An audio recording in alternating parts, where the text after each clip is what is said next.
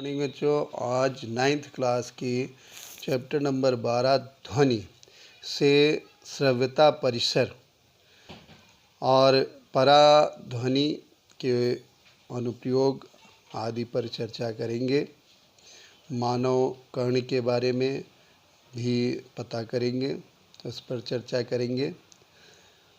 श्रव्यता परिसर, सबसे पहले श्रव्यता परिसर क्या है? श्रव्यता परिसर में 3 प्रकार की ध्वनियाँ होती हैं। 20 हर्ट्ज़ से 20,000 हर्ट्ज़ की जो ध्वनि है उसे मनुष्य सुन सकता है। 20 हर्ट्ज़ से कम या 20,000 हर्ट्ज़ से ज़्यादा की ध्वनियाँ हम नहीं सुन सकते।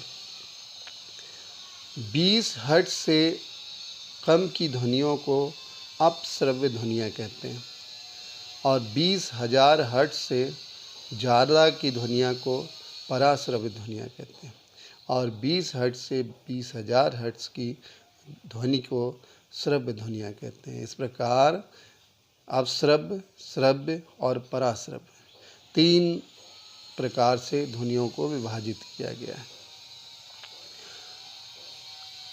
20 हर्ट्ज़ से कम की आवृत्ति को जो है हम अपश्रव्य ध्वनि कहते हैं।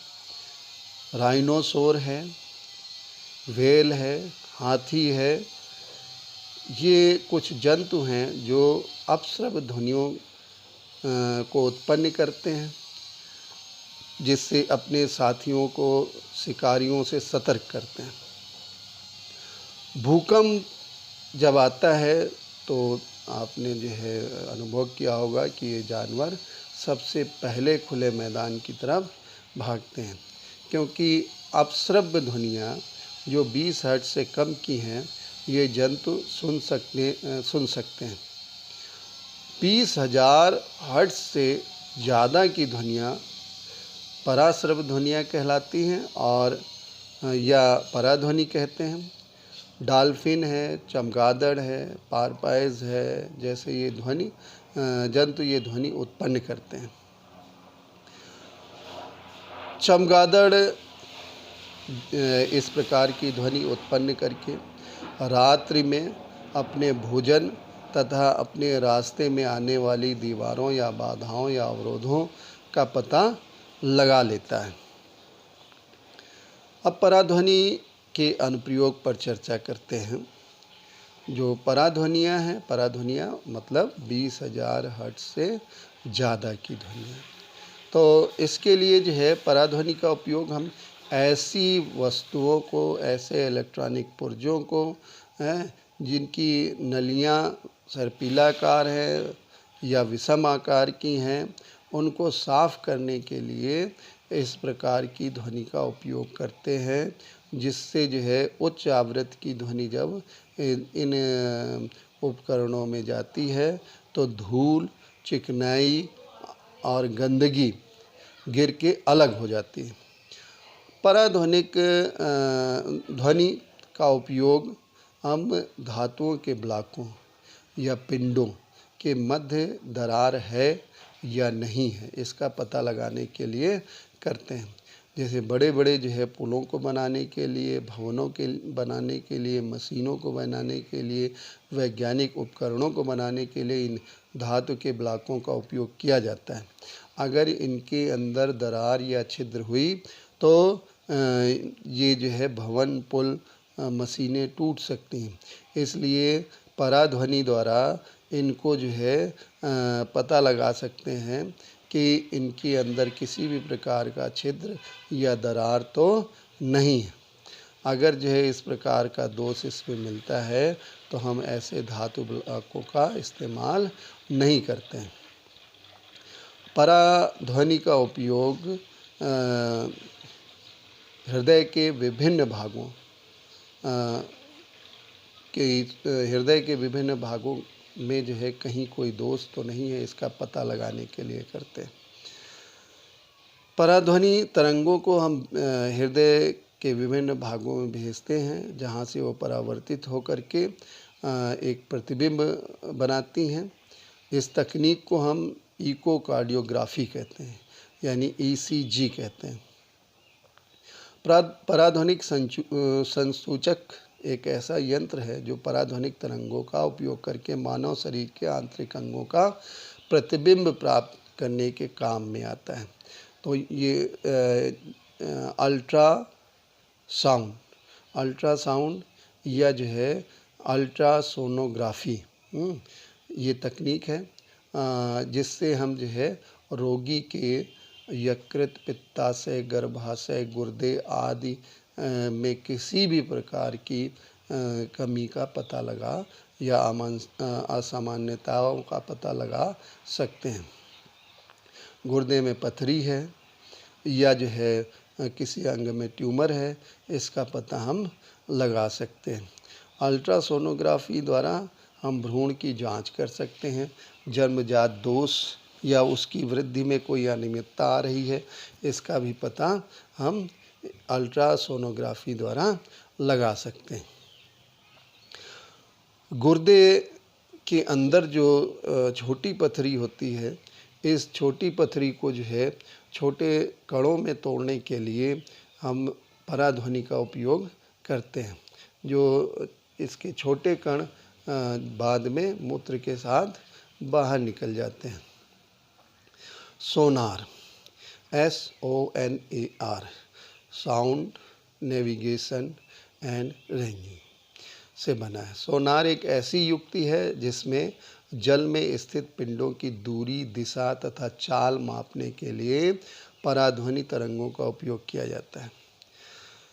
सोनार की क्रियाविधि पता करने के लिए सबसे पहले हम जानते हैं कि सोनार में क्या होता है।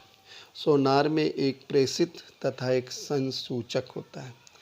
प्रेषित का मतलब जो है जो पराध्वनि को नीचे समुद्र की तली तक पहुंचाता है, भेजता है, और संसूचक जो परावर्तित होकर के ध्वनि तरंग आती हैं उसको एकत्र करता है।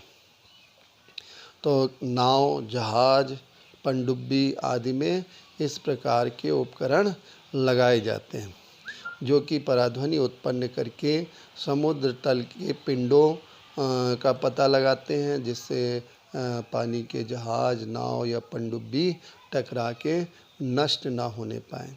ये जब पराध्वनिक तरंग परावर्तित होकर संसूचक तक आती हैं तो संसूचक उसको विद्युत संकेतों में बदल देता है और उसकी उचित व्याख्या कर ली जाती है कि ये पिंड है या कोई बड़ी मछली है या कोई और चीज़ है, वो पता किया जा सकता है।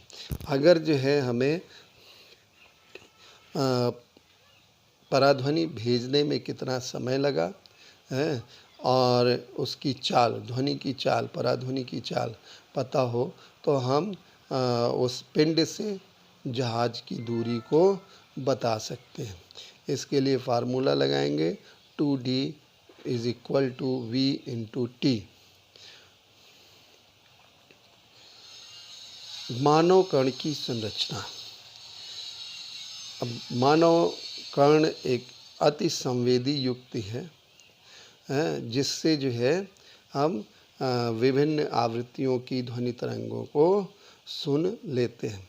अब इन ध्वनि तरंगों की परास क्या होनी चाहिए? 20 हर्ट्ज से 20,000 हर्ट्ज के बीच में, जिसको हम सुन सकते हैं। अब मानव कण की संरचना कैसी है? बाहरी कण कण पल्लव कहलाता है। ये परिवेश में ध्वनि को एकत्रित करता है। एकत्रित ध्वनि को श्रवण नलिका से गुजरती है। श्रवण नलिका के सिरे पर एक पतली झिल्ली होती है जिसे कर्णपटह या कर्णपटह झिल्ली कहते हैं। सामान्य भाषा हम कहते हैं कान का पर्दा। जब माध्यम में संपीड़न कर्णपटह पर पहुंचते हैं तो झिल्ली के बाहर की ओर लगने वाला दाब बढ़ जाता है और कर्णपटह को अंदर की ओर दबाता है। यानी संपीड़न में जो है कर्णपटह अंदर की ओर दबता है और जब विरलन होगा तो कर्णपटह बाहर की ओर दबेगा। तो इस प्रकार से लगातार अंदर और बाहर की ओर दबाव बनता रहता है और कर्णपटह कंपन करने लगता है। मध्य कर्ण में उपस्थित 3 हड्डियां मुग्धरक, निहाई और वलयक, ये तीनों हड्डियां इन कंपनों को कई गुना बढ़ा देती। मध्य कर्ण ध्वनि तरंगों से मिलने वाली इन दाब परिवर्तनों को आंतरिक कर्ण तक बढ़ा देता है, पहुंचा देता है। आंतरिक कर्ण में कर्णावत द्वारा दाब परिवर्तनों को विद्युत संकेतों में परिवर्तित कर दिया जाता है।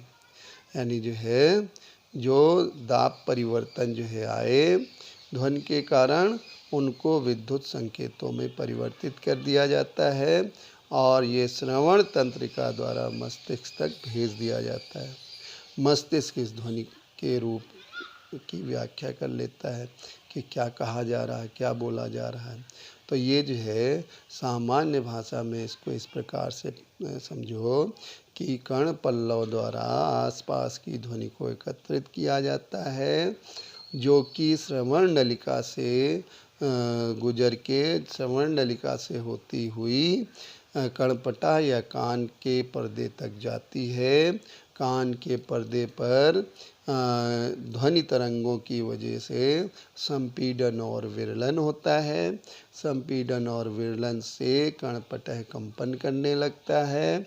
इस कंपन की आवृत्ति को मुग्धरक, निहाई, वलयक नाम की 3 छोटी हड्डियां कई गुना बढ़ा देती हैं और मध्य कर्ण इन ध्वनि तरंगों को आंतरिक कर्ण तक पहुंचा देता है।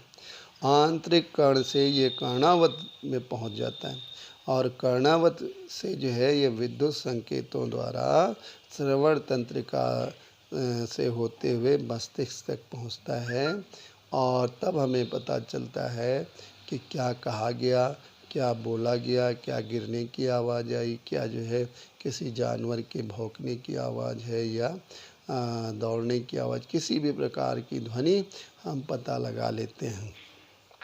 तो देखो कितनी स्पष्टता के साथ और कितनी जल्दी, कितनी स्पीड में ये काम होता है कि हम जैसे यहाँ पे बोल रहे हैं और आपको तुरंत सुनाई पड़ जा रहा है और आप उसको समझ भी तुरंत पा रहे हैं। ठीक है, बस आज इतना ही। धन्यवाद।